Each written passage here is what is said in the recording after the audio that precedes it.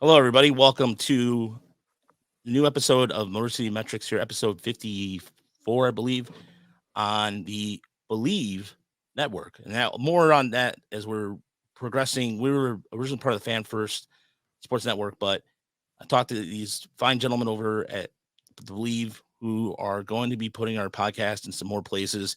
And also, they're taking a Tiger Minor League report, which is cool, which is the first time that has happened as let's just see here. We've been traveled around. Let's just say that we're in terms of networks and stuff like that. Like we're supposed to get some guests on too. There's going to be some more opportunities, but I'll as more information comes in, I'll pass out the details. I'm Rogelio Castillo, and by the way, it's not going to change anything we're doing right now anyway. So at the moment, I'm Rogelio Castillo. Alongside me is Chris Brown. You can find us on same places: Spotify, Apple Podcasts, wherever you listen to podcasts, and of course over at TigersMLReport.com. So now the official offseason has began. The Texas Rangers win their first World Series in team history, and they went 11 and was it 11 and 0 on the road, Chris? Was it or 13 and 0? It was 11 and 0, Yeah, right? I believe so. Two at Tampa, two at Baltimore, then three at Houston, and three at what is that? That's four. Is that 10? No, maybe I'm wrong. In any event, a lot of road wins. Yeah. Yeah, kind of a wild. It was. Well, I was telling my brother about it that the for 100 years, there wasn't a playoff series where the road team won every game, and then the Astros Nationals World Series, the road team won every game, and then the Astros Rangers series, the road team won every game. So kind of wild that happens in baseball, where something doesn't happen for 100 years and it happens twice in 4 seasons. So yeah, interesting offseason. We thought that Rangers offense was just too relentless, and that proved to be true. We thought, Arizona, boy, they gave it a go. Who knows what would have happened if they had been able to close out game one. But they couldn't close out game one because of Texas's hitters, right? That was what, Corey Seager won the MVP because he came up huge all series, and Adolis Garcia, was a monster in the postseason, and the Rangers are deserving champions, and it's kind of cool to see a team and a franchise get their first World Series. Yeah, and a lot of people, the ratings were the lowest they've been. You can blame the Arizona market on that. You can blame the lack of East Coast, West Coast, a proper West Coast team like LA not being in there. But for people, the people were complaining that this World Series was boring. I don't think really were paying attention because some people were saying, I've seen this on social media where they're saying like it was more like background noise, and agree to disagree. I mean, I think it's like anything you watch is subjective, but overall, I really, really enjoyed the World Series. I thought that, I mean, the last two games, granted, were kind of a blowouts, but I look what the road that the Diamondbacks had to take to get here. They had to win in Philly in Game 7. Philly is a team that was just in the World Series last season, and they were able to go out there, and you see a season where Carroll, I don't care, is it Carroll had Corbin Carroll. 25. Corbin Carroll had 25 home runs and 50 steals. That's never been done before. Never been done By rookie, yeah. by a rookie. Excuse me, by a rookie. It's never been done by a rookie. Yeah, I don't know. That's a really fun team. I know that some people have tried to draw parallels between the Diamondbacks and the Tigers right now, and that would be pretty fun if that came to pass. I don't think the Tigers have the sort of dynamic player in their system that Carroll is. You can hope that Riley Green becomes kind of that level of a hitter, right? But probably, he won't be stealing 50 bases by any stretch of the imagination, and I don't think Parker Meadows will either. But yeah, it was just a good glimpse into what can happen with a young team with some talent, and that's hopefully the Tigers are getting there. And at the same time, and I'm not obviously not the first one to make this comparison, but it's hard not to look at those Phillies teams and think of the Tigers, the last Tigers contenders, right, where they had this really star-studded lineup and star-studded rotation, and just for whatever reason couldn't quite get over the top. And last year they made the World Series. This year they can't get out of the Championship Series. You wonder if they're going to get it done. They might lose Nola. I have a hard time believing that Dombrowski's going to let Nola go, but who knows? So I don't know. Like, I don't ever care what like the ratings are for playoff baseball. It doesn't affect me in any way at all. Right. Uh, Yet those are like you just keep seeing those stories like, oh, it's the least watched World Series ever. Like, who cares? Everything is the least watched everything now. Right. Unless Taylor Swift is at the game, people aren't watching because there's Netflix and there's Hulu and there's Amazon Prime and there's Apple TV and there's Peacock and there's just a billion more things for people to do now. And people used to watch the World Series because they cared more about baseball, but they also used to watch it because there was nothing else on. Right? It's like it was either this or like a rerun of Maury Povich or something. I'm like, all right, well, we'll watch this live baseball. So none of that stuff matters to me. The game is still enjoyable to me. I think baseball got better this year with the new rules. I know some people might disagree with that, but I was just looking. The league-wide batting average jumped 5 points this year. It was 243 for non-pitchers last year, and it was 248 this year. On-base percentage got higher, more steals. I think it's a better product. Playoff baseball is always enjoyable because every play matters so much. So, yeah, I enjoyed the World Series too. I don't have any problems. And you're absolutely right. There's so many options to watch other things on television. For example, you look at something like late night TV, where the ad revenue spend is down more than 50% since 2014 and more than 60% from its peak in 2016. That was according to Axos.com, and which kind of they look at media and look at some things like that, and it just you see at one point it was almost at $1 billion in 2014 in terms of revenue. Now it's at 342 million. And Colbert winning, like for example, Colbert winning a week is at 2.5 million. Well, Jimmy Fallon's just right behind him, 1.5. Letterman and Leno would never. That was you would never see that. And the lowest for them was like 5 million, maybe. Yeah, and so you're right, Chris. There's more options to watch things, and not to mention, it's just like I feel like that's a tired and lazy argument by people who observe baseball casually because they're going to sit there and say, well, there's not a New York. It's the same argument you hear over and over again. Oh, it's not a New York thing and not a Dodgers thing or whatever the case is. But I personally, if you love baseball, this whole entire postseason, and the same thing with like just the amount of bitching about teams not getting rewarded. I had a buddy of mine who I went to his wedding last week, and he's just like, "Oh, this was insane." And it's like, well, let the teams lost. Philly lost. Atlanta lost. You can't don't blame. You can blame it. Okay, you want to blame the postseason with the extra post playoffs. Baseball is going to care about revenue. That's all they care about. Right? Rob Manfred, this is the way it's going to be, and they're going to have to. But they made some questionable decisions on, for example, going up against the NFL on Sundays for the playoffs. I thought that was stupid. Yeah, it you know, I know that Manfred was talking about they're discussing maybe limiting the number of pitchers on a roster even more so that starters go farther in the games. But um, Idiot. yeah, I mean, we didn't even mention just devices, right? Yeah. How many people were instead of watching TV at all or movies at all, were just scrolling through 2 hours worth of videos on Instagram and TikTok and YouTube Shorts and stuff like that. But like I get friends who don't care about baseball will send me, they know me as a baseball guy, they'll send me like a clip they see on Instagram of a cool baseball play. Like that stuff still reaches people. It's just in a different way now. And who's it hurting? It's hurting the advertisers, which I suppose ultimately might affect the teams and the players. But um, yeah, I'm not worried about the state of the game. I know it's for older people like us and older than us, but there are, we've had plenty of young guys on and talked to plenty of young guys who still love baseball, and I think it's always going to be that way. Like I go out. There's that baseball facility near me where we went out to there one time. And you go out there and you see 4 games going on all day with kids ages like 7 to 15. There's tons of kids playing still, so I think we'll be fine. Yeah. I don't think I just again even the way you watch. For example, this is something that drives me nuts. But my wife will watch TikTok videos while watching TV, and I don't get that at all because you're not really paying attention. And so sometimes I'm guilty, and that's why some like for example, the Tiger Mining Report has a TikTok. I barely post on there. That's also because I'm doing 800 other things at once. Yeah. But And because I don't have TikTok, so I'm not yeah, added to it.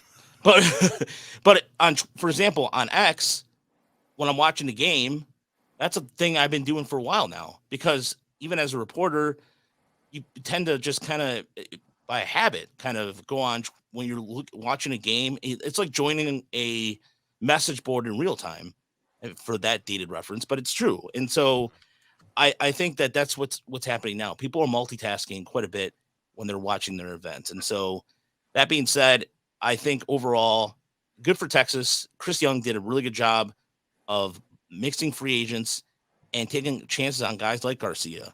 And Jordan Montgomery was a trade that turned out better than they anticipated. And so, I mean, Chris Young, a Dallas native, that was also a good story to add to what the Rangers were able to do. And so, yes, they did spend money. Marcus Semien comes to mind, Corey Seager, the MVP, but they have a couple homegrown prospects. The catching wise too, Hayne did a really good job. Overall, there's just it's a cast of characters, and it's not just they spent money to win. And honestly, like, it's, to me at least, you play in the West. They overcame Houston, overcame a Seattle team too that was supposed to do things. Of course, Seattle never. One of those teams, Seattle's one of those teams that's becoming where you think, okay, they make all the trades, but they just never seem to get it over the hump. Yeah, I don't quite know what's going on there. You know, they have a lot of young talent, and they've made some moves, and you feel like they're close, but then yeah, couldn't quite get it done. And I know, like, we talk about Texas spending money, and that's good. But what they did is they got the right players, right? They spent money on the right players, and that's always worked. It's just a matter of finding the right players you spend money on. You know, the Tigers' first run of success was hugely dependent upon spending money on Pudge Rodriguez and Maglio Ordonez, right?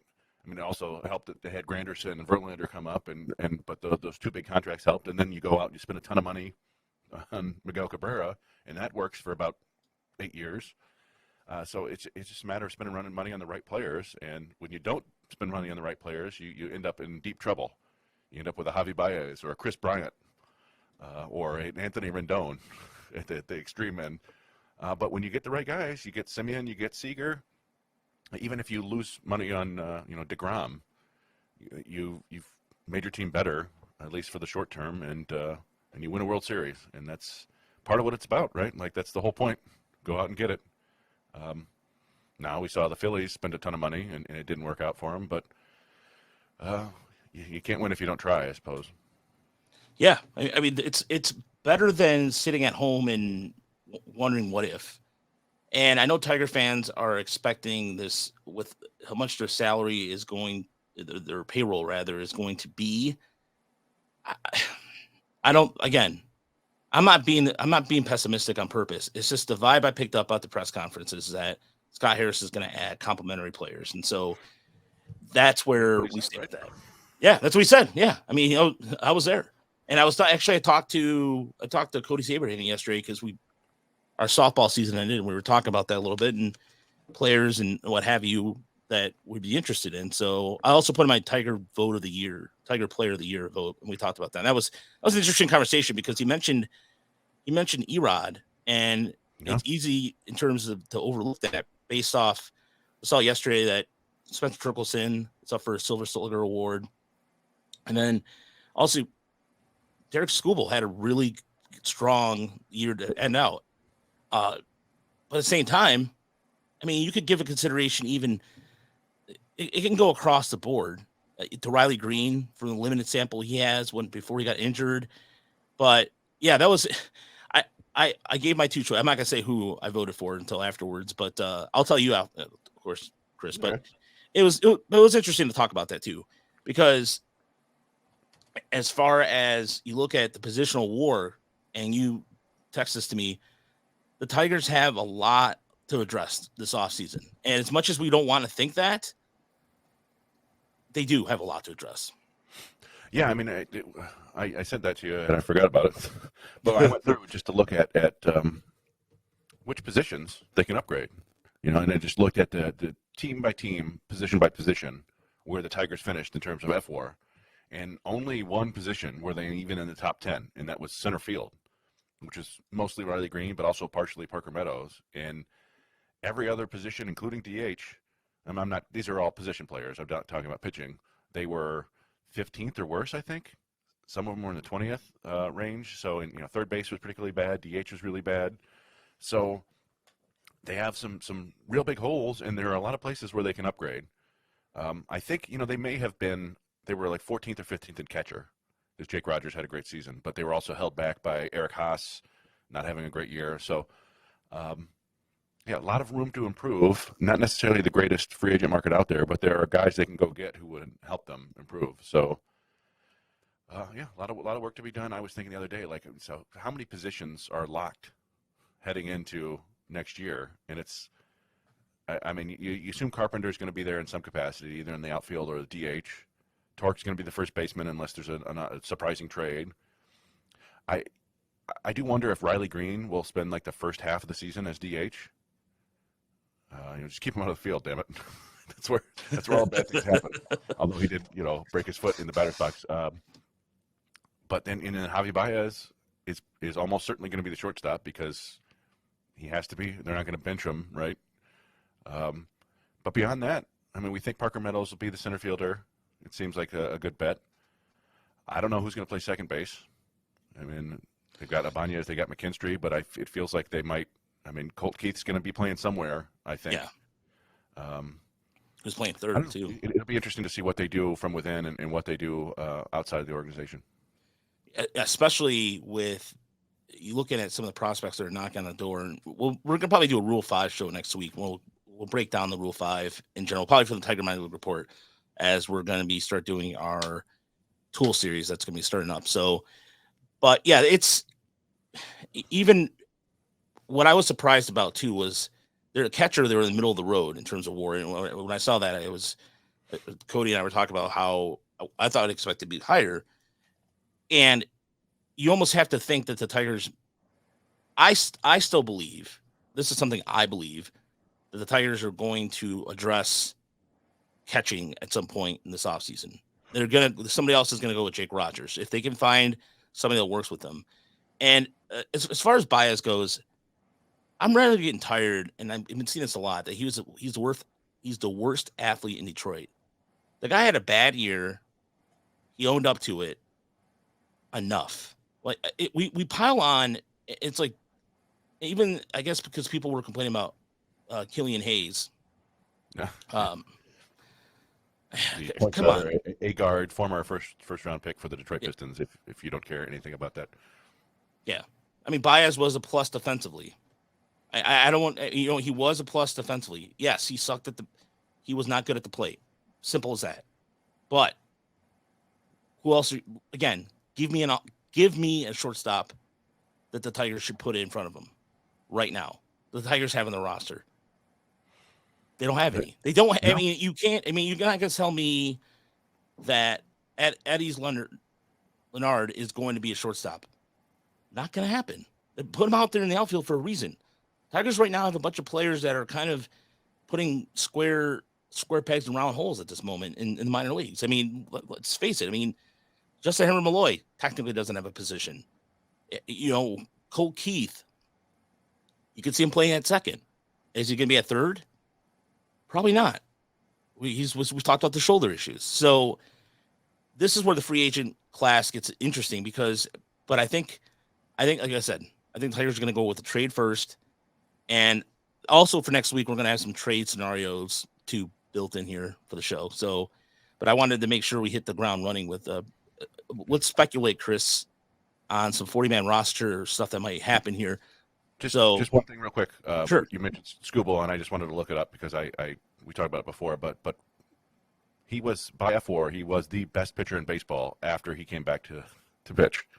From July on, best pitcher in baseball. So that's a nice thing to have. Now, you got to do it over a full season, but if you can, again, nice thing to have. So, yeah, we've seen other teams make a bunch of roster moves already, get their 40-man roster down to 35 or whatever. I think the Tigers were at 45 before, I believe, Cisnero is officially free agent. Matthew Boyd also. Boyd is officially free agent. I don't know when they officially, I don't know if it need to be a couple more days. Presumably, Eduardo Rodriguez will be a free agent. We don't know. That'd be a shock if he isn't. Yeah. And then I think they can officially turn down Miguel Cabrera's option or whatever, and then he retires, and that's done. So they'll be close to 40 anyway. But this is the time of year when teams start clearing out the roster, right? Yeah. The Braves, by the way, gave a 3-year extension to Joe Jimenez. Which was, yeah, that was kind of surprising me because I don't think he was. He maybe had a couple saves this year, but he wasn't their closer, right? But it just goes to show you how much teams value the entire back end of the bullpen now. Yeah, he was as far as in terms of number wise too, and how valuable he was for the Braves. He, by the way, he is turning. He will be turning 29 at the beginning of the year.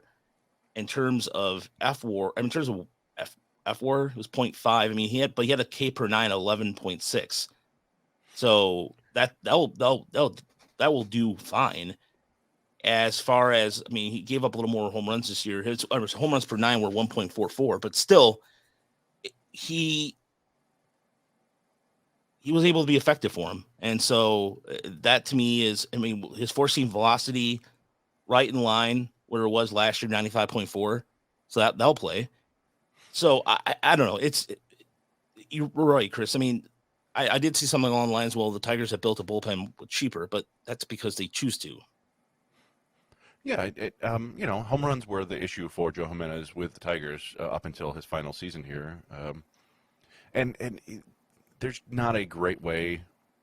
WAR never really adequately captures the the value of relievers because they're not. It's all leverage stuff. It's not piling up innings to get that sort of counting stats or whatever. But I'm checking now, but I bet he was pretty good in terms of my go-to stat for that is always not holds, shutdowns and meltdowns, which is based on win probability added, and if you increase your team's chances of winning by 6%, you get a shutdown, and if you decrease it by 6%, you get a meltdown, and I bet he was pretty good at that. So yeah, and we'd say it's a fun story because he was an undrafted kid. The Tigers found him and signed him out of Puerto Rico, and to see him get this deal is pretty cool for him. Absolutely, and it is a feel good story considering what in far as what the Tigers got back in terms of prospect wise too for Malloy, because I mean that was a pretty good return, all things considering, for Harris to make a kind of a splash on his first initial trade. Yeah, and then I was thinking I'm sitting here doing the for over at Tigers the Tigers minor league report. I'm doing this best hit tool series, and there was some discussion about who to have for number 2, and I ended up just making a tie there. But it's Justin Henry Malloy almost. Everybody. He was one of the kings of getting the call him up, responses, right? Because he got off to such a hot start, and he hit basically all year. He had a couple of lulls, but it almost feels like we take him for granted at this point now. He got hit almost 280 with like 100 plus walks and 20 plus home runs. Like it was a damn good season for him. But it's time for him to come up and prove it in the big leagues, and hopefully for Tigers fans he will. But it still remains to be seen, and the Braves are in that win now window where they want to keep everybody they can to go back and win another title.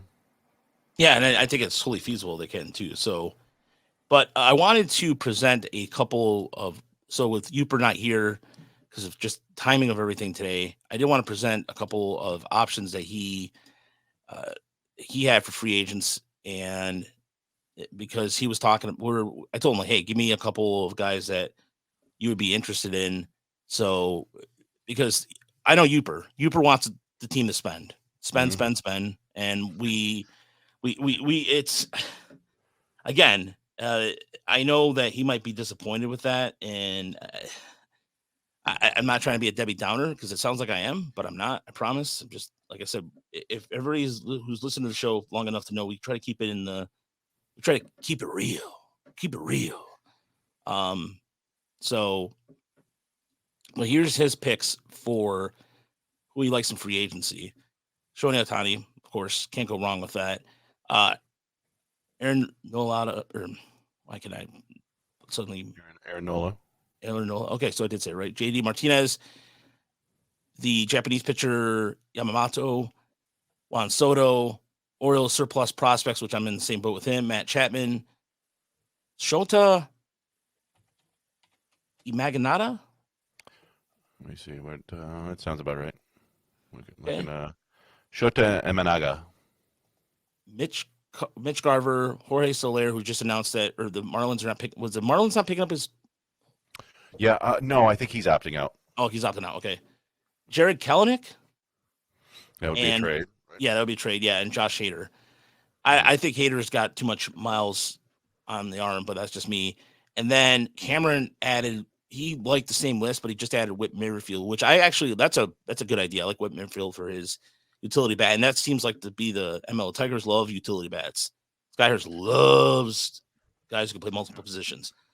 So, but those are the two lists there for Cameron and Uper. And by the way, yeah, Cameron's going to be he's considered the fourth Beatle, if you will, of the show now. So, yeah, Cameron will be in the mix here and there. Elvis Cameron. I just looked it up, by the way, that Joe Jimenez had 9 shutdowns and 10 meltdowns this year. So nuts to that. I don't know. But the Braves still valued him.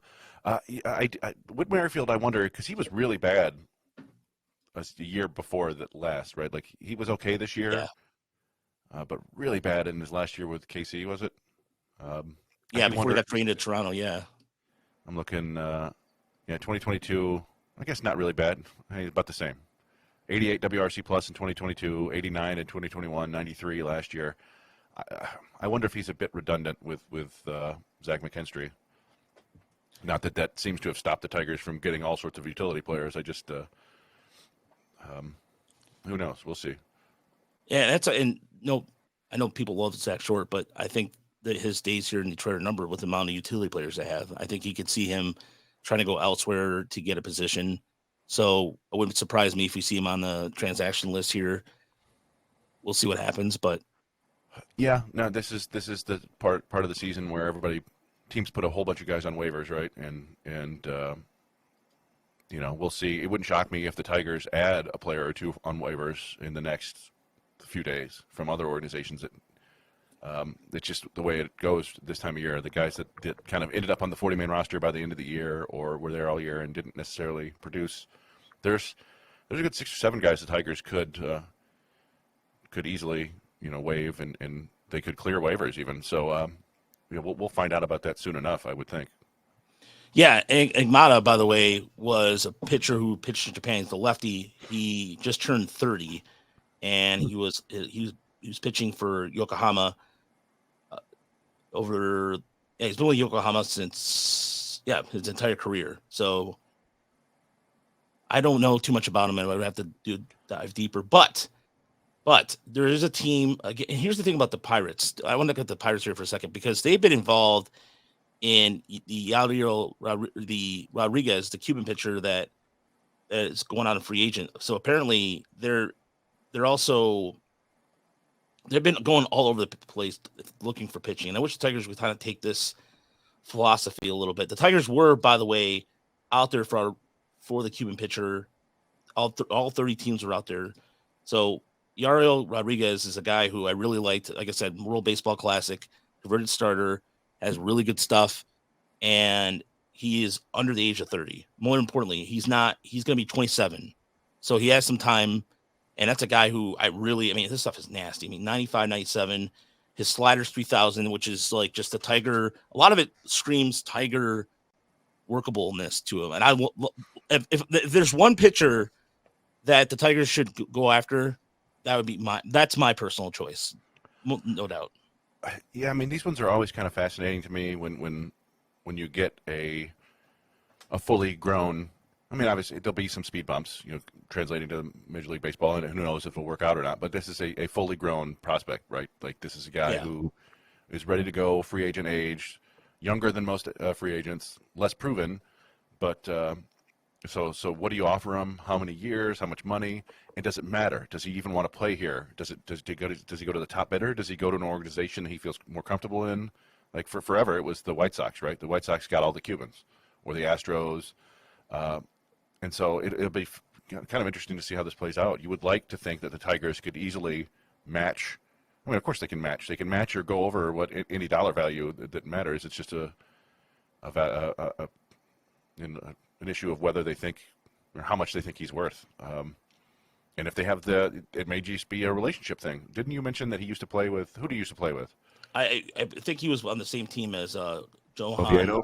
Oviedo, yeah, Who's on the Pirates now, right? Yeah. So that could be enough to put the Pirates over the top. If everybody has relatively similar offers, you got a buddy on the team, somebody you trust, somebody who can help you. That would do it for me. I mean, you mentioned Houston, and Houston has an abundance of Cuban players on there. I mean, Jordan Alvarez comes to mind. Abreu, who they signed to a good long deal. I think it was a 3-year deal. I think it was, I believe. And they have also some Cuban prospects in their system too. So, and I was also thinking of the former lefty that was in the organization. I think it's in Baltimore. Oh God, I can't remember. Last name starts with a P, but Houston this is the kind of trend you see in baseball. People, they'll go with what's familiar. Is there a lot of Cuban players in Detroit? No, unless you're bringing back Ibanez. But beyond that, there's the Latino presence on after Miguel. I mean, right now with Jose Cisneros. So I'm trying to think. Yeah. Wait a minute. I mean, you got Baez is Baez. Yep. You have Cisneros gone, so what do we think? Baez Cuban. You've got some guys in the minors. Yeah, in the lower minors, are right. Ken Campos is from Cuba. Yeah. But yeah, not a ton of Latino ball players in the organization right now. I mean, we said that sometimes it just takes the first step, right? Pittsburgh has become a destination for Korean ball players just because they signed a couple of them. And so it feels like a landing spot. So you just got to get the first one, and maybe that can lead to more in the future. And it's kind of like the equivalent of like, in college football or college basketball, where you get the older brother who's not quite so good, so you have an in with the younger brother who might be awesome.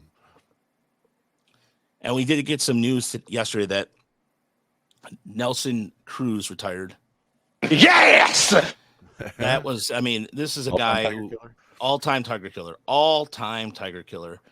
But there is, by the way, there is big talk too about Baltimore going big in free agency, which kind of surprised me because considering that their owner, again, this was reported in Sports Illustrated, but according to reports is basically, I could say, according to reports, the Tigers are going to do something. You know what I mean? Like, it's just, it'll be interesting. That would be a fun place for Nola to go. Yeah. But like what would they go after? I mean, pitching. I mean, I think somebody like a pitcher. I really think like somebody you have with.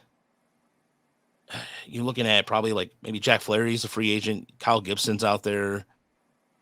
Oh, I mean, they had some stopgap guys last year. It'd be nice. I'm sure they'd like to have like a real front of the rotation horse. They could also trade for just about anybody they wanted if they feel like it. I don't know. I mean, it would be, when they have that surplus of prospects.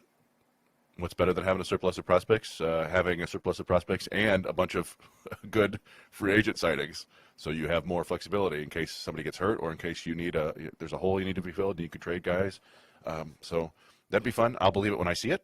They did nothing last year. They did nothing at the trade deadline. So according to the Athletic, one of the landing spots for Lucas Giolito is Baltimore. But again, I'm just like with you, Chris. Doesn't really move the needle for me. Giolito has had a couple good years, but he's also been wildly inconsistent in the last few years. Yeah, and also considering too that Yankees are going to look for pitching, it's going to be very competitive when it comes to pitching out there. So this is where, as far as the Tigers go, this again, I think the big splash is going to come via trade. I just don't. If there's other guys that I like Tiscar Hernandez is a guy that I'm a big fan of. Soler would be awesome, but I don't know how does Teoscar grade out defensively? Because Soler does not grade out very well defensively. They do. It would be nice to have another big right-handed power bat in the outfield. But I'm checking. Yeah, I'm checking out. In terms of Hernandez defensively, I thought he was. I mean, he's. I don't. As far as you look at his numbers a little bit, though, I mean, I like his numbers because he gives you 20 home runs, but they're slightly declining a little bit because his K rate was over 30% this year. It creeped up from 24 to 28. I So want to say he was brutal for like 3 months and then got super hot. yeah, but as far as defensively goes, I I think he's just above average. I don't really think he's somebody that stands out defensively in terms of a guy Yeah, that. for me, it'd be okay as long as he can play. Like if Yeah, he's not a DH masquerading as an outfield, that would be fine for me. yeah, The Tigers' outfield defense was pretty damn good this year, and you put Meadows in center, and eventually Green in left, and Teoscar Hernandez in right. I think that's a pretty potent outfield trio, and then you have Carpenter as DH or sometimes outfielder, and that wouldn't be bad at all. But yeah, but how many years are you given Teoscar Hernandez, given the volatility of his his production? yeah. I mean, in terms of arms, too, a couple of the names I was thinking about. I do like Flaherty, but I think Flaherty is going to probably go to a bigger market. Not that I think he's going to get some more money. The Shamanaya train, I'm on that 100%. As far as another, somebody talked. My brother asked me about Martin Perez, but I don't know. I mean, he's a little older. We had somebody on Twitter ask about Jordan Montgomery. As a back end of a starter, sure, but with this rotation, kind of, he has to be in the back end. I think front line, no, but if you're going to put him on the back end of the rotation, okay, yeah, I mean, he had a career year. I mean, he's turned himself into he's going to get a pretty good deal, I think, like 4 years, yeah. 5 years even, because he's only 31. But yeah, he was. I just never viewed him as much of anything, and then this year he just let's see, I'm looking. 4.3 WAR this year, but he's not. It's not a big strikeout guy. It's a little bit. I don't know. I don't know if that's the guy that I'd go all in on, but I do think somebody's going to give him a pretty sizable deal, sort of akin to what who was it, like Taiwan Walker got a couple years ago, right? Like 4 years and 80 million or something a little bit more than you'd expect. Snell's out there; he's probably going to get a big deal. He's another guy I don't necessarily trust. He's had a couple years with like super low ERA that were really guided by I don't want to say luck, but like sort of stuff that's not necessarily sustainable.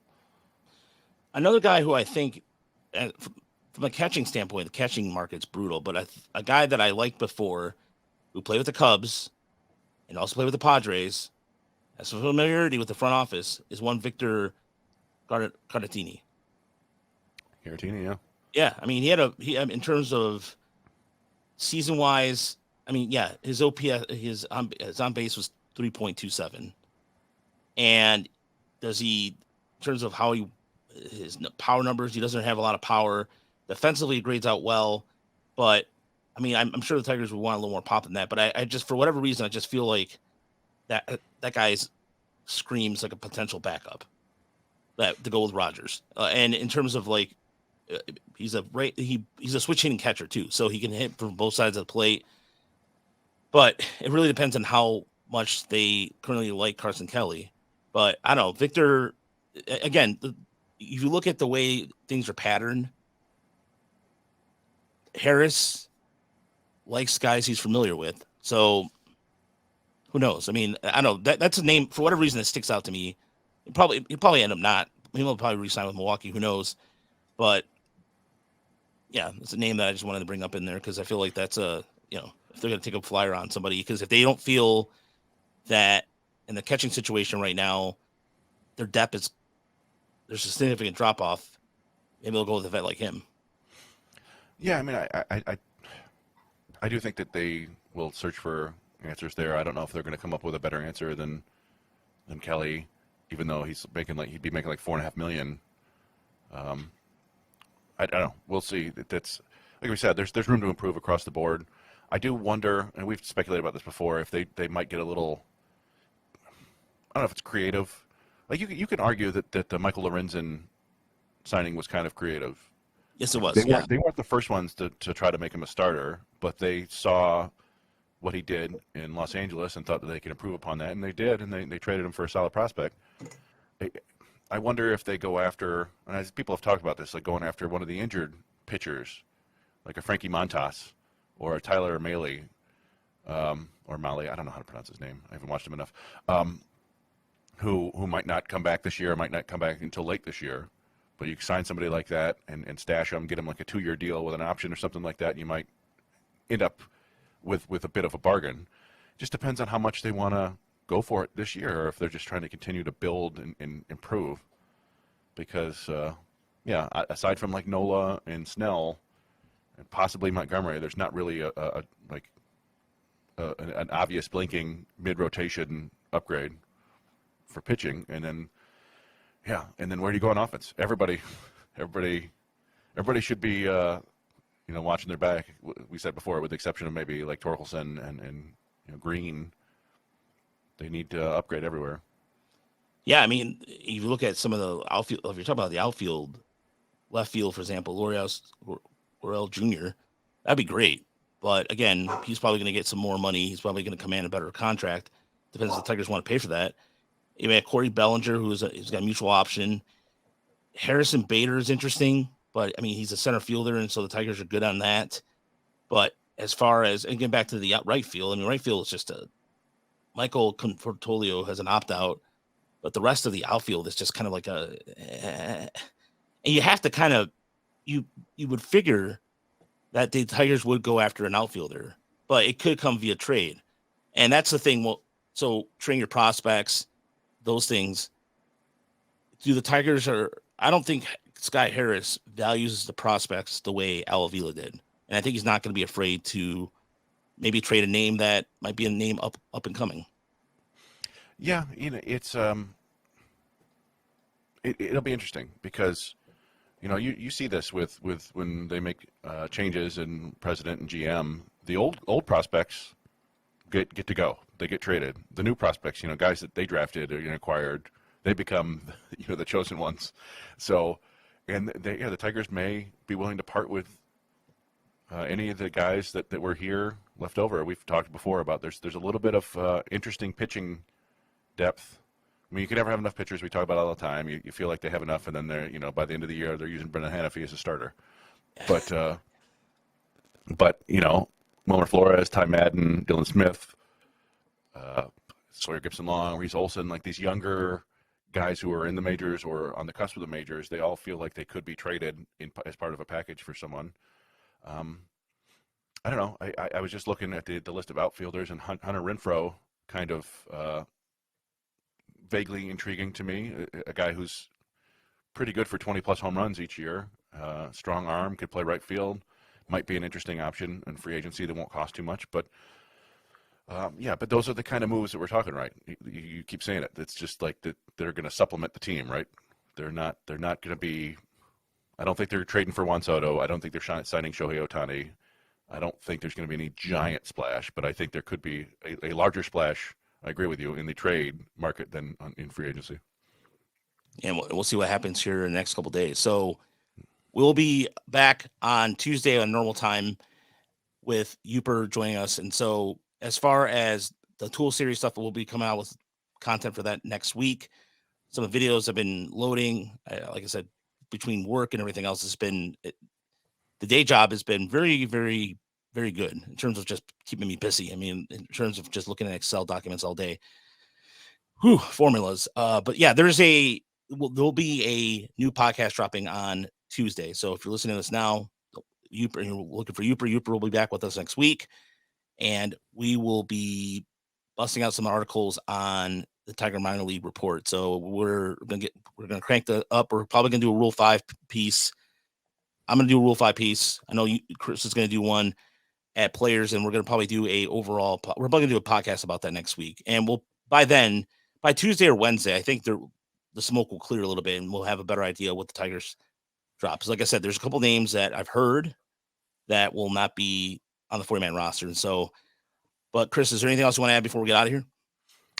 Not that I can think of. It's interesting. The season just ended, but suddenly it feels like things are ramping up for us. It's like, Yeah, the free agency is a big time to talk about, and then we got the winter meetings coming up in a few weeks, and yeah. They're Tuesday. They're already GM meetings already on Tuesday.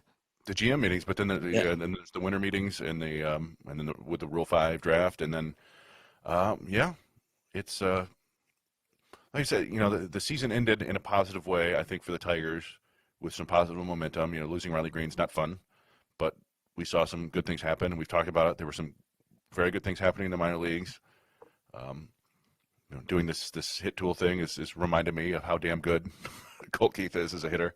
I wanted to get all fancy. I've just as a preview, I basically said, he's standing neck and neck with actually wrote shoulder to shoulder, but whatever, with Nick Castellanos and Riley Green as the best hitters to come out of the system in like 20, 25, 30 years, right? Like, Yeah. last couple decades. But he might, in my mind, he might have the best combination of approach. Basically, it's a combination of those two approaches. Nick Castellanos is the id. He's just kind of swings at what he sees, and you could throw an outside slider and he's going to swing and miss most of the time. And Riley Green is more like, seems like he's more thoughtful and patient, and sometimes that leads to him, taking strike right down the middle, right? Like he just wasn't expecting that pitch there, and then he just takes it. And Colt Keith is like the perfect mix of those two, where he does not chase a lot. You can get him with fastballs up or bring the ball down if you get ahead in the count, but he's not going to expand like Castellanos does. And if you throw him a pitch in the zone, he's going to swing at it very hard. And so I think there's a really good chance that Colt Keith comes up and really helps this offense next year. And we talked about it all year, and it feels like it's finally coming. Like if he's healthy, and he'll struggle as he always does for a month or so, and he'll figure it out, and then he's going to be a key part of the offense. And so I think that's an exciting thing to keep in your mind, that this kid, this really good hitter, is coming. Yeah, there is the hype behind him is real. Like I said, we've been hanging our hat on him for a while now, and I think it's going to be, even like, for example, when the teams in AAA started going inside on him, he made the adjustment, dropped his hands, and started hitting him power to right field. So that's the thing. Like, again, I was looking at it, and he hit a home run in his first game, hit that 470-foot home run a couple days later. It was like, oh boy. And then they're like, okay, we're not throwing you strikes. We'll throw you stuff on the edges. And in July, he hit 219. Which is like, I don't know. From August 1st to the end of the year, 44 games, he hit 297 with a 380 on base percentage and like a 560 slugging percentage. Like just awesome. He knows how to hit. He hits for power.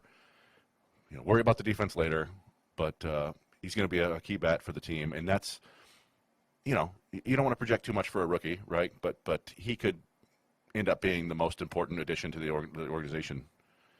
Not the organization, but to the big league team next year, more than any kind of free agent. It's just getting this kid up and getting him acclimated and getting him hitting in the middle of the order, and I think he will. And I want Tiger fans to understand that what's going to happen is the skeptical ones, and there's a few out there I can name easily, that will sit there and say, well, instead of spending, they're going to use the players that they have. That's the point. That's the point of having a farm system. If guys like Colt Keith are ready to go, use them. Now, again, you can't say that before, but in this case, I think the Tigers the biggest free agent pickups should be an outfielder, a power veteran bat, starting pitcher, another relief arm or two, at least two starters, and figure out what you're going to do at second base or third base, really. Because if they're not going to go eternal, then who are they going to go with? It'd be funny if they signed Candelario again. I don't think that's going to happen, but I would find it rather ironic. It's funny. He's arguably the best third baseman on the market, even when accounting for Matt Chapman, because Chapman's a better defender, but Candelario has been a more consistent offensive performer, oddly enough, despite his terrible final season with the Tigers. The 3 years surrounding that have all been very good. So, yeah, I don't think it'll happen. I don't think you come back to the organization that let you go and the guy who let you go. Yeah. But if they give him the best offer, then maybe. So we'll see. Yeah, we'll see. But I know, thank you for listening. And there'll be, like I said, updates about the network and all that stuff. Sorry for the clumsy intro about that, but more detail. It just literally happened a couple days ago, and we're still processing that. But next time you probably hear from us, we'll be over at the Tiger Minor League Report. We'll be doing a podcast once a week throughout the offseason. Just probably a lot of just what's going on, recapping parts of the season, even look at prospects from years past too. I think there's some really good value to that because especially with in the World Series, former Tiger prospect, former Tiger, Torey Luvo, and was part of that. I mean, he was the manager. He was a big guy Sparky Anderson loved. He expected him to be the next big thing. So on that note, thank you for listening. We'll see you next time. Have a great week or great couple days or whatever next time you'll hear from us.